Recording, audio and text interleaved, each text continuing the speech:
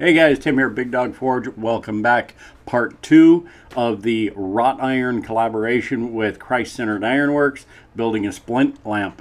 And we're going to build all the components today, minus the base. The base and the assembly will be the last video, so we're going to jump right into it. I left a lot of the heats, most of the heats for most of these components in, so you can see how many heats it takes and what it takes to go through with this to make each of these components. I skipped a few that were kind of long and drawn out to keep the video a little shorter, but shouldn't be too bad. All right, guys, let's get to it, and we'll talk at the other end. Thanks, guys. All right, guys, we're going to jump right into this, and what we're going to do is build this handle first. We're a little out of shot there, sorry about that, but I'm trying to learn how to use this new camera I got. Anyway, we took a piece of string, we measured out our handle, you can see it a little better there, and we put a mark on our bench. We're going to measure this out, so we need to draw a piece out. It's 13.5 inches long. Now this piece that we're using is a 1/2 inch square that we drew out from the first time around. It's 8 inches long. So to get as much length out of these things as we can, these scrolled components are going to be about 1/8 of an inch thick, and we're going to taper them at either end because making scrolls eats up a bunch of material. So we need to stretch these out as far as we can to get our scrolls on either end. And of course we're going to use Scrappy the power hammer to draw these out as far as we can. And we got the one end done, we flip it around, and the end we were holding on to, we'll work that out. Now this bar I've got in here is a 1/8 inch thick piece of brass bar. It tends not to shock my hand so much when the hammer hits it. And we're going to keep this thing just about a 1/2 inch wide. And we're actually going to go just a hair narrower so I can get just a little more length out of it. And it'll sit just shy of the width of the main upright for the splint lamp. Now that thing was 8 inches long, and if I take it down to 1/8 of an inch thick, I should be able to quadruple the length and then taper that out. So somewhere around 30 inches, 32 inches I should be able to get out of that thing, and then by tapering the ends. So I don't know that I'll actually get that much out of it, but that's what I'm going to try to do to get a few of these scroll pieces out of these. I have to stretch it as far as I can. So I started tapering that on the power hammer to save as much time at the anvil as possible. And then of course I'll get rid of all the power hammer marks and taper it a little better, round the tip a little bit, transition it from a rectangular cross section to a round cross section down at the tip.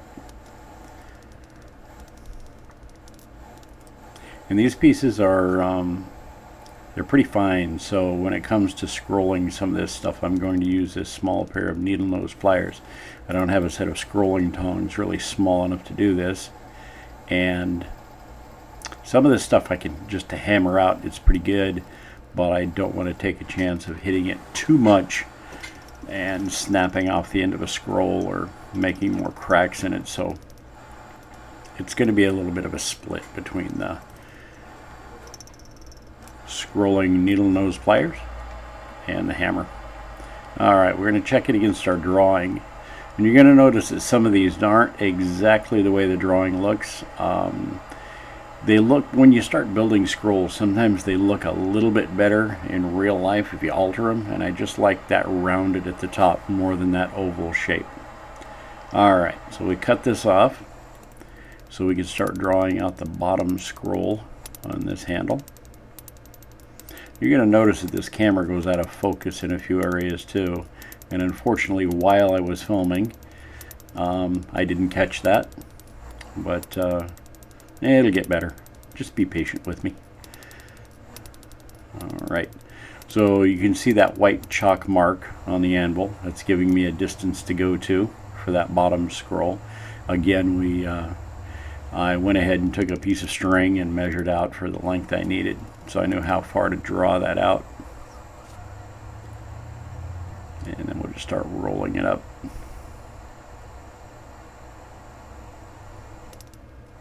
Now we have the splint holder, which is going to be on the opposite side of the upright so we can match that scroll. And I actually didn't like the way that scroll came out on the splint holder, but since we got a crack in it, I kind of left it where it was, and we're going to match it. It should be okay. It's not the prettiest thing, but... And there's a lot of fidgeting around here. I like to make things as straight and as perfect as I possibly can. And we're getting close there on that scroll. A little bit more work on it and we'll be fine. And we need to get a little sharper corner on that back section.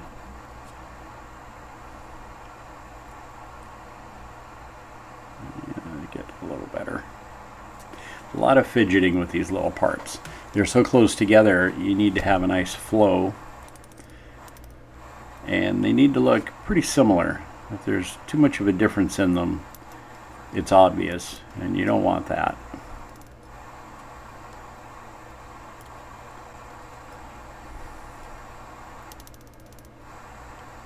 And punishing out some little hammer marks and finalizing some details. Lining up the scroll top to bottom. It takes a little bit.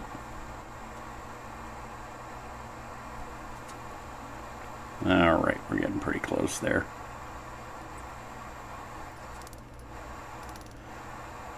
If you let yourself, it'll drive you crazy, and you can work on these things forever, and then the next thing you know, you ruined one of them. So sometimes you gotta know when to say when. I think we're looking pretty good there. We'll cool that off, and we're gonna call that good.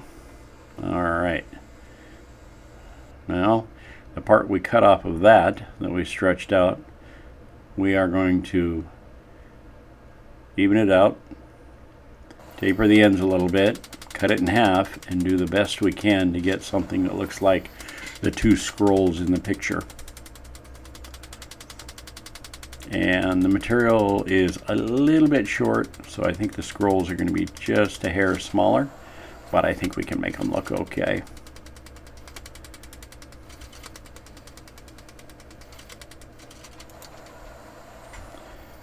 Alrighty. So we're just measuring out for the center, cut it in half, and then we'll get it over to the anvil, where we can just start tapering it out. We're doing one, then the other, and we're going to keep them on the anvil together so we can compare, side by side, and make these things at the same time. We don't want to build one, complete it, and then, go after the other one. We'll work on both pieces. We'll taper one out, taper the other one out to match, scroll one, then scroll the other to match, kind of thing. And again, it's to get that more symmetric look out of the thing. Make it look kind of like we know what we're doing, maybe, if we're lucky, sort of. All right. And this is half number 2. And I've got the other piece laying just off camera there so I can compare the lengths and the shapes and the tapers, that kind of thing. And we'll bring it into shot here in just a minute.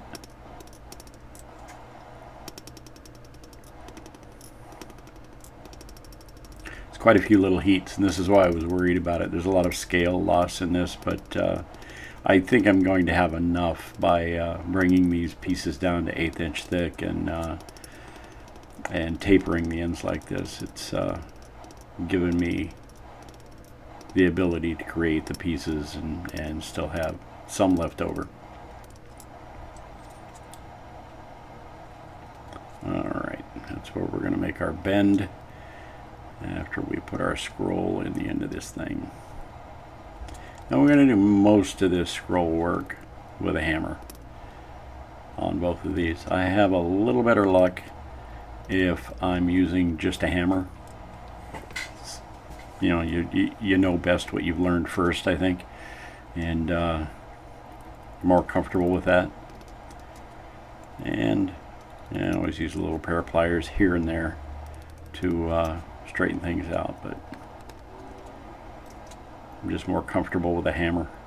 And using that that hammer there, that's Alex Steel square circle rounding hammer, and the rounding end of that thing seems to draw that material out really well without trying to crack it, and it just seems to be like the perfect hammer for this particular material. There we go, heat it up. Don't bend that stuff too cold. You got a crack in it. Alright. Now you're going to notice I used a little shaping tool there.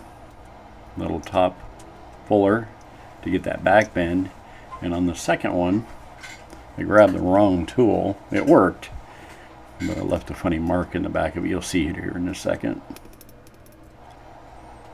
I was just in a hurry and not paying attention. And I actually grabbed the tool that I used to make the fingers on the Duresta tongs. But it worked out okay. It just left a little mark in it. And we're comparing our pieces for shape, length, scroll shape, width, the whole thing. Making some adjustments in there. There we go, getting closer. You can almost live with that. Alright, there we go. And they're just a hair smaller, but they worked out okay. They're going to be just fine. Alright, now that last piece on the right, we need to make the spring for the splint holder out of it, and the scroll for the inside. So again with the string, and I gave myself a mark on the bench. And I put a little circle around it because I'm getting a lot of marks on the bench. I know where it's at. And we're going to leave this just a little bit thicker. It has to act as a spring. And this wrought iron does have a little bit of carbon in it. A little more than most of the wrought iron I've messed with. So we are going to get it up to a critical type temperature and quench it off so it'll maintain its springiness as much as possible. Now you notice I'm not forging that far end down all the way. That's going to be the spoon that'll help hold the splint in the splint holder itself. And I've got my 1/8 inch piece there, but I'm not coming down all the way on top of it. Alright, so bring that up there, bend it over the edge of the bench, and did most of this off camera, just with a pair of pliers. Bend it around, get the shape. We're going to mark out where we need to bend it downward to match the bottom of the lamp. And I heat it and bend it, and I just forgot to turn the camera on, so I cut the little end off the bottom. Heat it up, quench it. It was a pretty simple piece to make. And we'll give you a closer look at it here in about a second or two. Alright, we got a little spoon shape on the end to help hold the splint. That's the piece we cut off the bottom after we made it. And that piece off the bottom is what we're going to use for that little scroll inside the spring there. There we go. For that right there. And back to the power hammer to draw this out. And again, 1/8 inch. And we should have enough here and some left over. We're going to need to make some rivets. And if we don't have enough quite left over for that, I'm good with making some out of mild steel, but we'll see what we've got left over after this is all put together. And after the base is built and all that. So again, with the 1/8 inch kiss block, keeping it just about 1/2 inch wide, tapering it down on the end.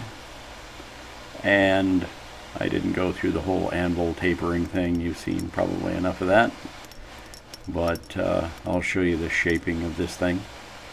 This is our large scrolled end that goes towards the bottom. Put our sharp little corner on there. And we'll lay up against the spring. And then we'll cut this guy off. And draw out the other end for our shorter scroll. And that should leave us a few inches to play around with and make some rivets out of, like I said. Alright, we'll draw this end out, and that chalk mark that I've got on the anvil is from flat to flat. So the little flat section between the scrolls needs to be that wide to sit on that spring.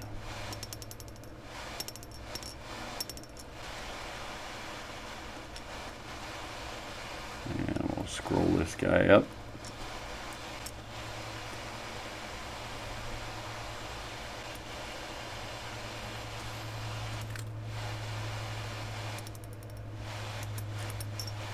And we quenched off those scrolls so we could just drive that center section down flat on the anvil. And I was honestly afraid I was going to break one of those doing that. But yeah, little taps. Don't hit it too aggressively, too hard. And seems to work out. Okay guys, I think we're going to call it good this time around. Let's head back into the office and have a chat about this. Alright guys, there you go, part 2. We got all the components built except for the base. Like I said, it's going to be one of the last components and assembly in the next video. And that'll be coming out real soon. So stay tuned.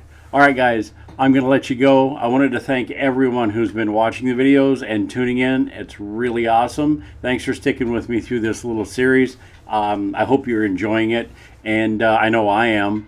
And it's been fun playing with this wrought iron. So anyway, we're going to let you go. Thanks, guys. If you like what you see, click the little like button. If you're not a subscriber, you might think about subscribing because more subscribers are always good.